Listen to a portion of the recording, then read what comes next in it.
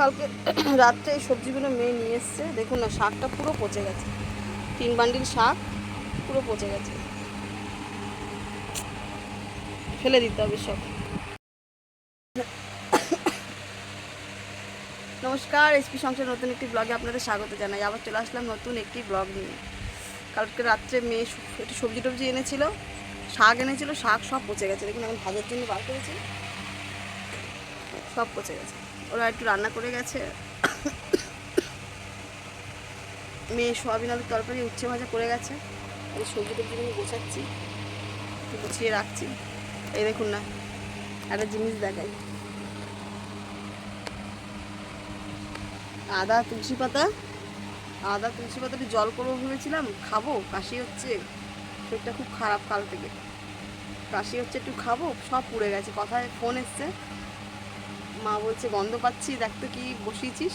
এসে দেখি পুরো কালো হয়ে, পুরো পুড়ে গিয়ে কালো হয়ে গেছে। আবার বসাবো। গলাটা খুব খুব ব্যথা করছে, কফ হয়েছে, কাশি হচ্ছে। কালকে রাত্রে আপনার দাদা খুব রাত করে এসছে, 9টার সময় এসছে। কালকে রান্না করিনি, দুপুরে যা ভাত ছিল, মেয়েকে বললাম ফোন করে যে একটু খাবার নিয়ে আসছিস তো, আমি রান্না করতে পারবো না, জল তোলা নেই, কলের জল তোলা ছিল না, আমি কিছু রান্না করতে পারবো না। তো ও আবার রাত্রে 5 প্যাকেট মোমো আর 3 প্যাকেট চাউমিন নিয়ে এসেছিলো। ওই খেয়েছি। মোমোটা একদম তিতিরিচ্ছিরি বাজে মোমোটা। যেখান থেকে নিয়ে এসে নতুন মনে দোকান দিয়েছে কি জানি না। তো মোমোর ভেতরে মাংস, যে স্টাফিংটা যেটা দিয়েছে তরকারি মাংস দিয়ে, পুরো একদম দেখলে আপনার ঘেন্না লাগবে, কালো কালো। আর সে স্যুপটা যেটা করেছে, ওখানে ভেজিটেবল দিয়েছে, অনেক কিছু দিয়েছে। মাংসর স্যুপ যেটা, হাড়ের স্যুপ যেটা করে ওরা, ওর মধ্যে মেশানো, মানে মিষ্টি দিয়েছে, মানে ওটাও কালো কালো, দেখলে আপনার ঘেন্না লাগবে, এরকম ব্যাপার আর কি। ওই কষ্ট করে খেয়েছি।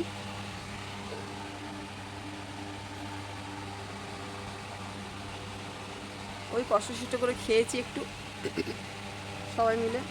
চাউমিন ভাত মিশিয়ে খাওয়া হয়েছে। তা 11টা বেজে গেছিলো খেতে খেতে। তো আজকের মেয়ে সোয়াবিন আলু তরকারি করে দিয়েছে।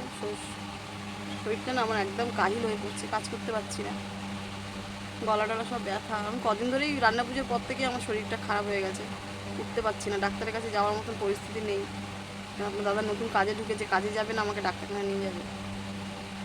একটু সমস্যাও আছে, একটু ফ্যামিলির টাকা পয়সারও সমস্যা আছে।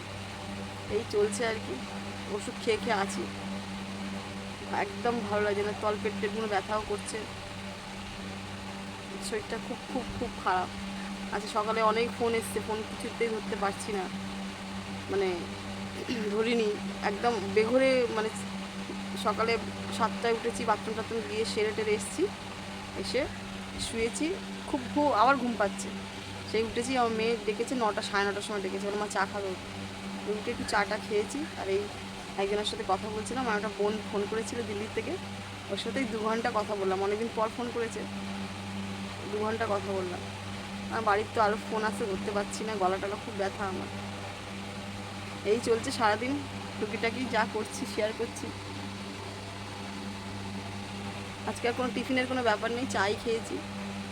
এখনও জল নামিনি এখান থেকে, আমাদের জলটা রোদে শুকোবে, জল নামবে না, রোদে শুকোবে, বুঝলেন তো।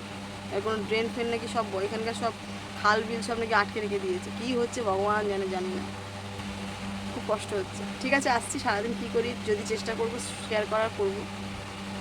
কেমন? ভালো থাকবেন সবাই, সাবধানে থাকবেন।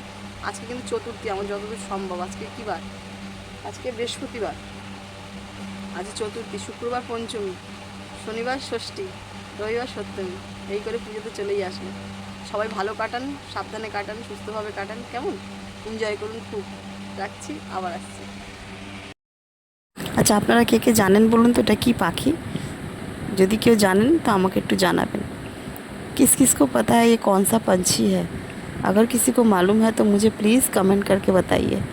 मुझे भी मुझे नहीं पता है, इसीलिए मैं पूछ रही हूँ।